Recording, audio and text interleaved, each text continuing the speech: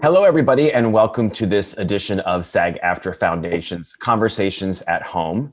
My name is Dave Karger. I'm with Turner Classic Movies. And before we begin our conversation with Orlando Bloom, my friends at the SAG-AFTRA Foundation have asked me to share a message with you.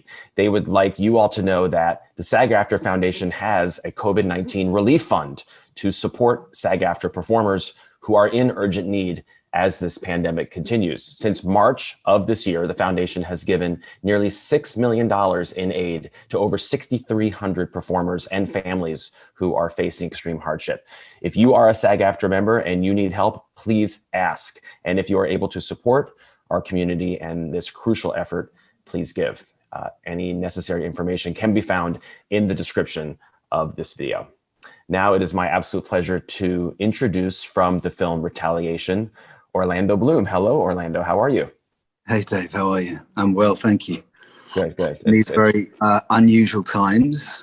I know.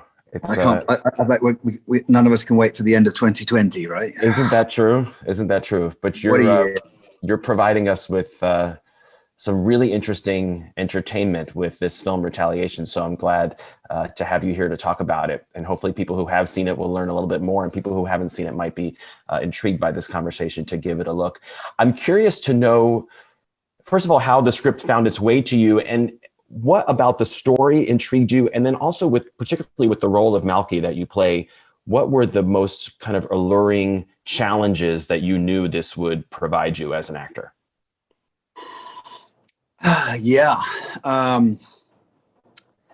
It was really, well, the fear, really, I suppose. When you, sometimes you receive a script and you sort of almost know immediately that, and it's almost an instinctual thing for me that it's a role that I'm going to want to take on. And that was, for me, with what was initially called Romans, by the way, the script, and it was the title was changed to Retaliation for the American release, but it was a sort of an immediate thing where I knew immediately that in the first 3 pages, and I'd not even broken the back of the script or come into some of the really challenging moments that I would confront, but I had this connection. The script came to me through my agent in the UK. Jeff Thompson, who the character is really based on. It's sort of loosely based. The arc of Malky's character is loosely based on the real life events for Jeff, which we can get into a bit later. But and he's written it sort of substantially about. So I just had this sense that it was one of those. I wanted to burn the barn down, honestly. I wanted a role where I would just leave nothing on the field. Do you know what I mean? Like, just, I was really craving something. I was, I'd been working in these big movies which I'm so profoundly grateful for at my beginning of my career. But, some things were asked of me in certain things, and I always did my best to deliver, but I really just wanted to leave it all there. And just open something. And, when I had this initial conversation with Jeff, because he was the first point of contact, and when I realized the depth of pain and suffering that this man had lived with, and when he articulated it with such beauty and humanity, and in a way that I just thought, I was really scared about whether or not I could do it. And I thought, this movie was made for, a little under, maybe £1 million, a little over. It was really, there was nothing. It was skin and bone, but it was, but I knew in speaking to Jeff that if I could, find a way through to the character through his expression, because he was so courageous with how he communicated and how he was sharing his story. And I often, given a a large task, I'll often step up, you know, and I think that's true of a lot of actors and a lot of people.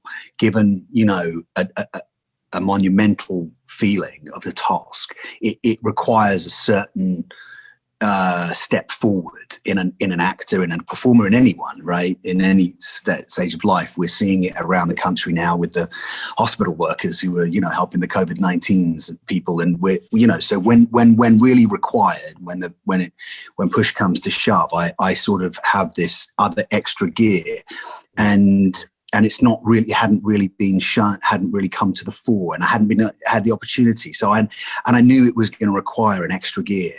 And I wanted to go into that place, and I knew that because I was trying to be true to Jeff, that I would, if I stayed the course of that, then I hoped that I would at least do him justice, and hopefully all the men who, you know, have suffered with a similar experience, because I did send the script to an organization called 1 in 6, which is 1 in 6 men who have been abused, is this sort of a loose statistic, not loose, but a statistic about for men who've been abused. And so I was suddenly aware that even on the set or anywhere I've been, there are men who have suffered from this. And, you know, it was obviously incredibly well,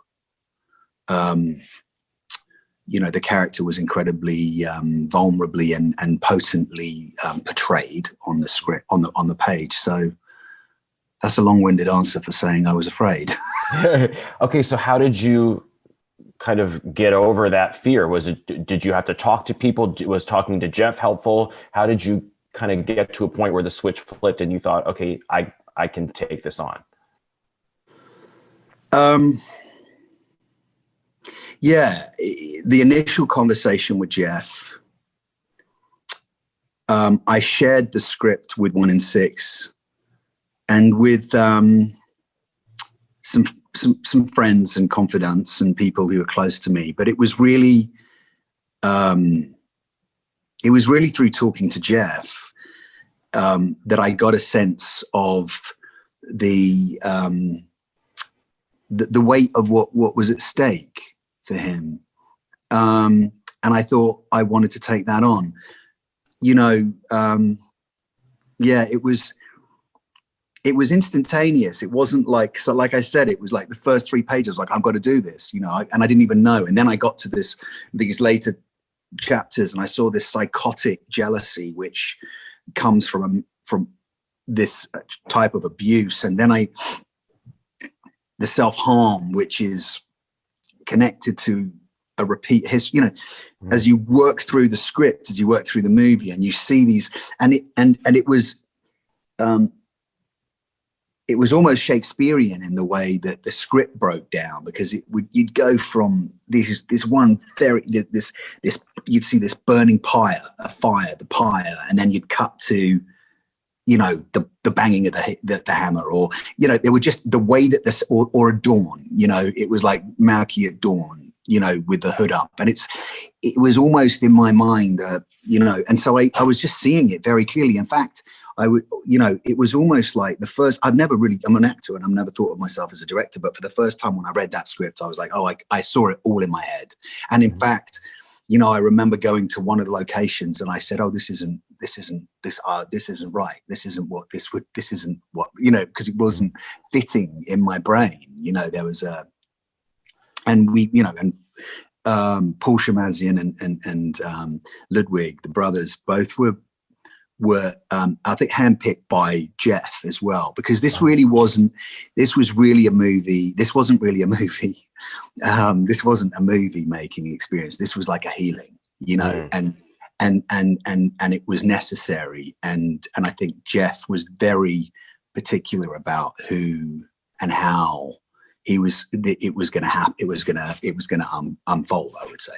You talk about wanting to give a kind of leave it all on the field performance, and you definitely do. This is on a different level from anything I think I've seen you do. It's so effective.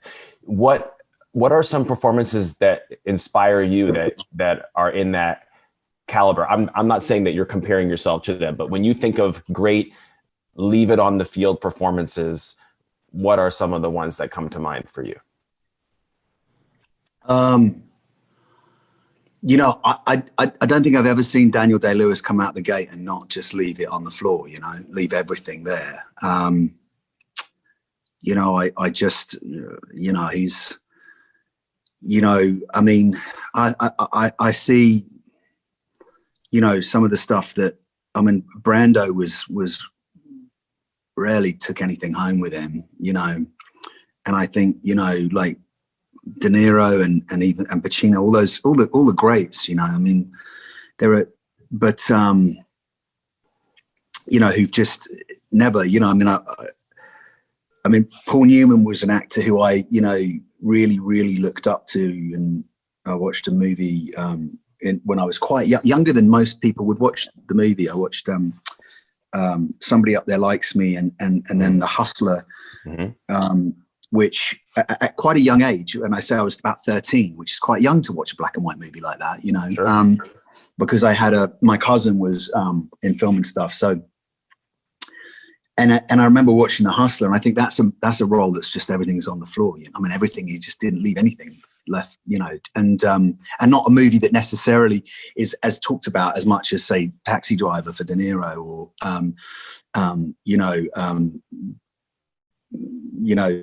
Brando in The Waterfront. You know, so it's sort of like, but I think, you know.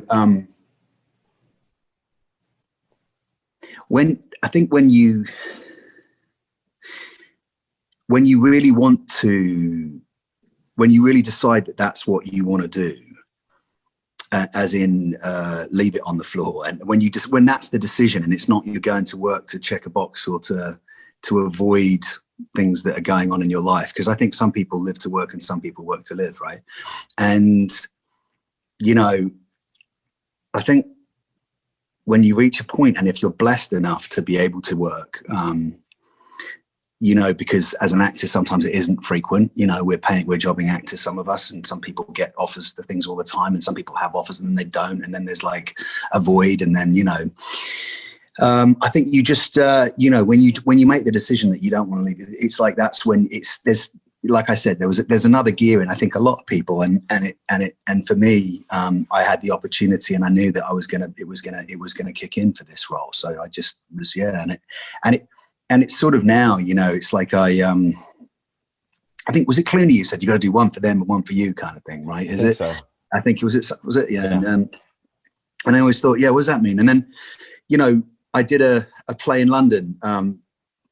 Not, you know, last year, which was again, it was like a really dark piece of work at the Trafalgar Studios called Killer Joe, and a character that was really unexpected. And this was just before COVID, fortunately, so people could still go to the theatre, but at that time, and it was right in the midst of the Me Too movement, and it was a really dark, challenging character, but it was something that really, again, it was like I was afraid enough to want to go and take that risk. And I suppose, you know, it's kind of a good framework for me moving forward now. And I look at those actors, and I don't think Daniel Day-Lewis really comes out to work unless he's going to leave it on the floor. And you know, it's and there's a lot of young actors who do that too. You know, younger actors. I mean, you know, Leo's performance in so many movies, which he eventually got the award, you know, the Oscar for, but I often, you know, because he's one of my, he's somebody I know, but it's also sort of a peer, but I always thought, wow, you know, he always goes for it, you know, it's just having the opportunity, I mean, to really go for it. Yeah. Shia LaBeouf always goes for it.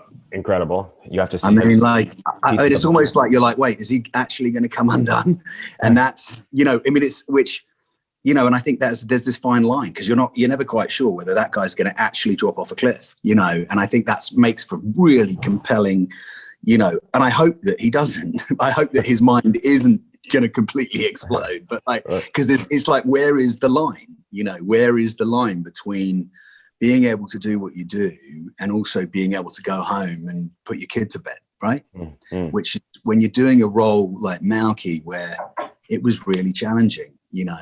We learn so much about the journey emotionally of Malky, the character you play, and he's someone who had been sexually abused at age 12 by a trusted priest, and now 25 or so years later, the priest comes back into the community, which brings up all of these emotions to the forefront.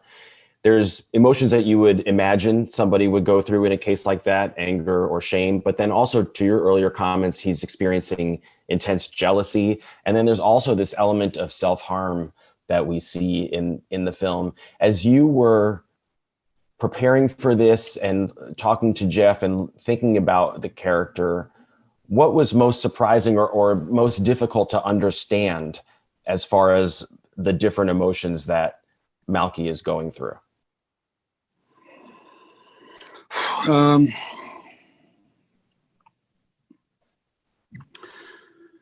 Gives me kind of goosebumps. It's, I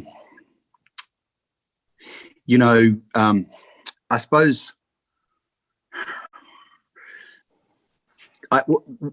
what I was in my conversations with Jeff, it was really about understanding, because there is some very intense moments in the film that we see with Jeff, with Malky, who really does self-abuse, what I was trying to understand, Jeff was very courageous in his communication about this.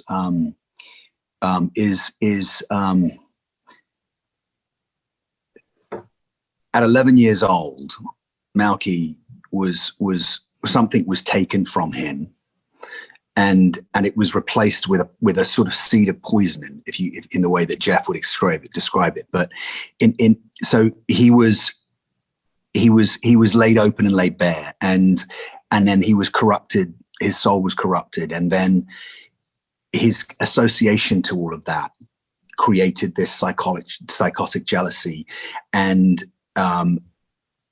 the violence, which you see, this explosive violence, and this story which goes on in his head, and the only way that he can get that story out is on a tape recorder, which nobody else, which this priest, who is really like this, represents the awakening in Malky's consciousness. But so there's this moment where Malky takes what's called a cudgel, which is actually a martial arts tool, because actually Jeff was groomed by a teacher, by his martial arts teacher, and he took some of this story and for the purposes of Romans of retaliation, he made it he adjusted, but it was. I said, so I had this moment of self-abuse, and I was very afraid. I was not afraid, but I was confused and conflicted. I was like, so this is, and Jeff was there that day, and I said, so Jeff, this is really like, this fills Malky with horror, with pain, with grief, with anger and shame, and all these things, right? Mm. And Jeff really quite simply looked at me and he said, yeah, it does, Orlando, but you can't leave out pleasure. And I was just like, my jaw sort of dropped, and I felt this pain, and I was like, and he was like, it was the first experience for Malky. It was his first time, and he didn't know any better. He didn't understand any of it, so he wouldn't know, and he was too young. And it was this crazy, and part of doing that was to reclaim something. The reason that this is something that happens, Jeff and Malky, Malky's character isn't alone in this, and Jeff's spoken about this in writings, but it's something that it's a way to reclaim the pain and the trauma that was taken by doing it by this sort of act of self-harm. It's a way to reclaim that moment and not be afraid of it. So it was a very interesting and powerful moment to film, because at the time that the brothers, the directors, who were wonderful, had this idea, and they were explaining it to me, and it involved a physical body position, which I didn't think would work, which felt too. It didn't feel it felt, so what I got from Jeff basically was, in that moment, is Malky is taking control. He's not subservient, he's taking control. So I said, let's get a mirror, let's stand me in front of it, let's get me in, and you can see him taking this moment. Because there was this, I was going to crouch or sit or something in the corner of a room. I was like, no. What Jeff has explained is, this is a moment where he is going to, and go through that. And in a way, this shocking, powerful moment in the film became the kind of underbelly for everything, and all these remarkable characters and actors that played through it. It became the kind of the nugget, if you like, or the post with which we all moved around, which was the pain of trauma and the necessity to heal. So I think that's really fascinating, actually. And people who have seen the movie will know exactly what you're talking about, and people who are about to see it can really look at that scene and understand the intention behind it. How did you go about being a human being during the filming of this movie? Did you just decide to kind of stay in this dark place for a couple of weeks or months, or were you able to shed this every night? No, I wasn't. I was shooting in England, and I was mostly not. I had my son came and went for a moment for a visit, because he was back at home in America. But otherwise, it was very difficult It was very difficult to leave it behind, and not feel the anger, and not feel the violence that you feel inside. And it's something that you just, in that time, it was a great relief to have the week, a day off, or, a moment to step out of it. But I kind of was sort of in love with Malky in a way, and his pain. And I could relate somehow to that hurt locker, that feeling of pain, and abandonment, because it's really, I think what the journey for Malky is about is really obviously forgiveness, but it's looking for this closure with his mother. And Annie Reid, who, I don't know, was just so wonderful. That's like shortness of breath, and that I thought about that relationship in terms of like a Pinter-esque kind of, Harold Pinter sort of has those characters between men and women, or even just men, but where nothing they're saying is what they want to say. It's obviously all subtext. There's many great writers who've had that, but I felt very Pinterest to me. And of course, it's not until his mother passes that he's able to actually say what he wants to say, and would have said to her all along, but he couldn't, because the denial is too great. And there's a big aspect of denial for Malky, denial for but that his primary carer won't actually take some sense of responsibility, or even hear him when he talks about it, was the thing that I think was most challenging. And the thing that really is what the movie pivots around is that, he's in love with his girlfriend. Janet Montgomery was so phenomenal with her, sort of the way she sort of could react to these moments. And I think the only time of rest that he would get, or the only moment of relief, and perhaps a semblance of slight humanity and closeness, and I don't know if you'd even call it intimacy, is perhaps after he's had sex, which is obviously this violent thing, and then there's this moment, and then it all comes back in, So yeah, I'm feeling it now as I'm talking about it, because it was so difficult not to walk in this on this knife edge of feeling, which which I think so many people do, and are unhealed. And it's really, Yeah. It's powerful. Speaking of powerful, I also want to ask you about a scene. I don't want to give plot points away, but there is a scene near the end of the movie where you're in a confession booth, and it's not a monologue per se, because you are talking to someone, but that other person is only speaking very monosyllabically. So it's really, the camera is on you. It is one shot for what I'm imagining is 5 minutes or so, 6, 7. It was a long shot. 8 minutes is great. 8. Okay. It's so powerful. It's so well done. But I can only imagine that's not something you wanted to do many times over. How many times did the directing brothers, have you do it? Well, first of all, I was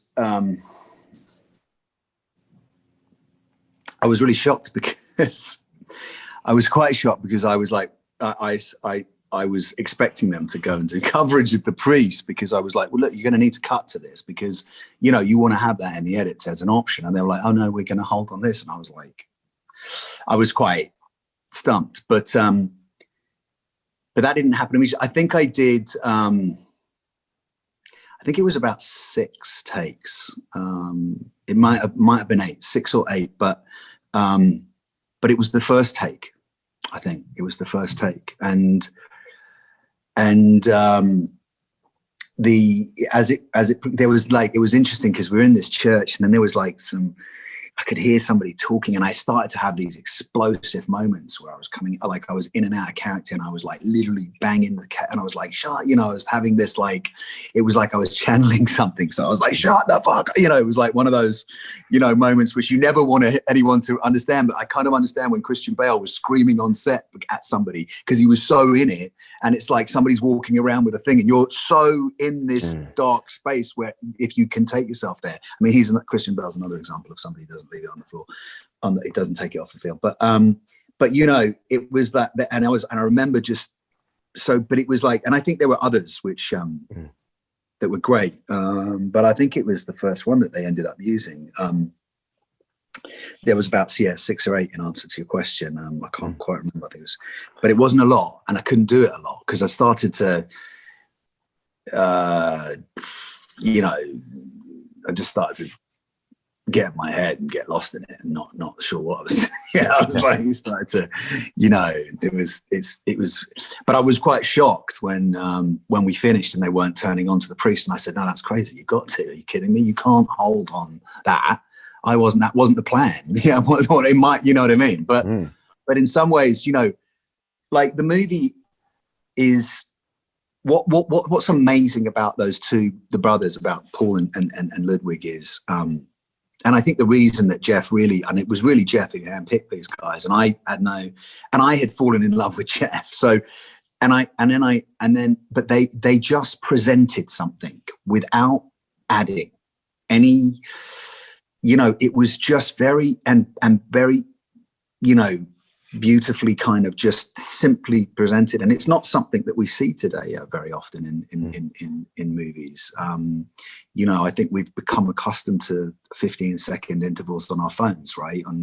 And so to sustain something for that length of time is quite challenging, and it's not the obvious thing to do. But it was something that was really, they really, you know, and at times I was really.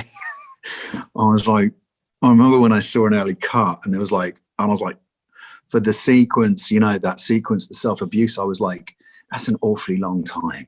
I said, that is an awfully long time, you know. And I had said to them, look, if we're doing this, we're going all the way. So let's not. And they said, listen, we're doing this, and that's why we're doing this. And there were people in my life who were like, that's too long. There were people in my life who were like, you know, that there was a to and fro about, wait, you can't, it's got to be edited. Like, it can't be that. Yeah. But actually, you know, and I remember at the time, and I was like, wow, it was really brave of them as well, you know, in some ways, to hold that. And I was just in those moments. Yeah. But I think it's totally effective on both those scenes to have the camera hold right there. It's very powerful. And uncomfortable, but that's really what you're trying to portray. Let me ask you a couple last things here with the few minutes I have left with you. This was a film that you actually shot, people may or may not know this, you know, 3 or 4 years ago.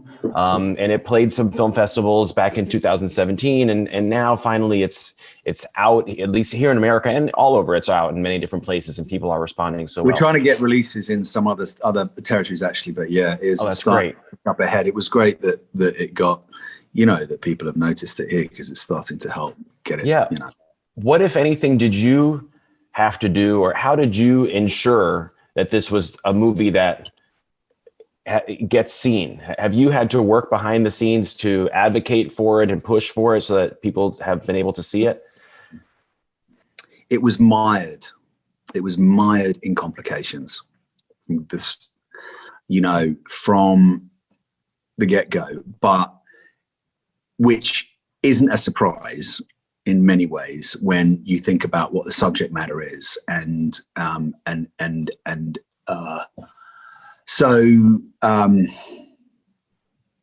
mean, it was in post for the longest time. It was made on a shoestring, and I mean, I did everything except start writing checks at times, because I was like, wait, do I? And I would I'll just pay for that. Do I need to pay that? If somebody needs to be paid so that we can take the next step, whether it's the music or do I just pay for that? And people in my life, my team were like, no, that's not how this works. And I was like, but I want this movie to get made and seen. But then honestly, like, it was interesting because when I saw it, I was, I didn't know. I didn't know what we'd done, or I didn't know any of it. I didn't know how it was as a movie. I was too close to it.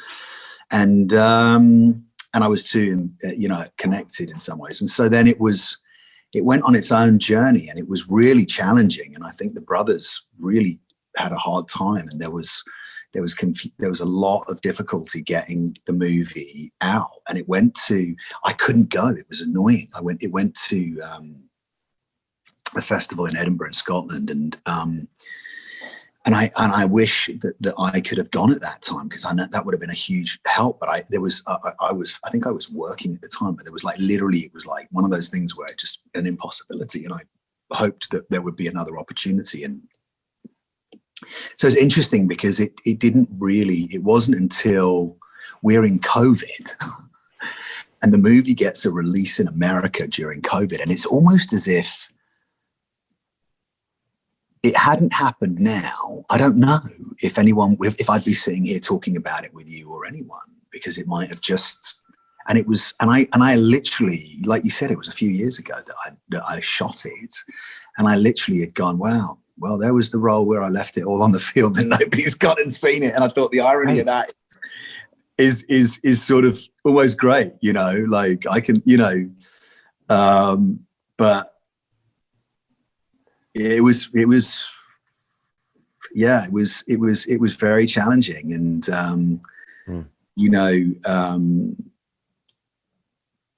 yeah, we had, the financier was Shital, this Indian guy. Everyone had the right intentions, I think, but sometimes it's just difficult, you know. Well, I'm glad I'm glad people are seeing it, because they are really responding to it. Let me finish with one last thing. Not to make this sound too pat, but what do you think the lesson here is? For anyone, the lesson of this film, for anyone who is going through something similar to Malky's emotional journey in this film, what will you hope the takeaway is for people? The obvious pat answer would be forgiveness, right? Because ultimately, it's only through Malky forgiving the priest that he then gives him back that lump of coal that was implanted in him at the age of 11. And it is that lump of coal that is heaped on his enemy, on the man. So he, in giving back the pain and forgiving the pain, you heap the pain onto that other person. And it's then ultimately we see what the priest does, but it's ultimately what they do with that afterwards. So it's it is. I don't think I can put it more simply than that. Yeah. But it's really, if you can come to terms, and that's the journey Malky is going on. Charlie Creed Miles, who's that amazing, renegade priest, is the only one who could really start an awakening of his consciousness. Alex Ferns, who's remarkable, who plays his best friend, who is kind of like his crutch, but and then he has this, but it's forgiving his mother as well for the denial. Forgiveness is and himself, in talking to the cassette and stuff. It's like the first time he can do it, but it's that really, because once you can do that, then he gives that, and that's how he gives that lump of coal, as I said, that was implanted in him. He takes it, gives it back to the priest, and that heap of coals over him, and that it's, it's such a powerful line from the Bible. I mean, powerful verse from the Bible, which I was not familiar with. So I see why the movie was called Romans. Orlando, thank you so much for sharing your experience with this film. People should know the film is called Romans. It's also goes by the title Retaliation here in the United States, but please find it if you can, because it's powerful and extremely well done. And I congratulate you on Orlando. Thank you so much. Thank you so much. Thank you. Thanks, Dave. Have a great day. Cheers. You too. Bye.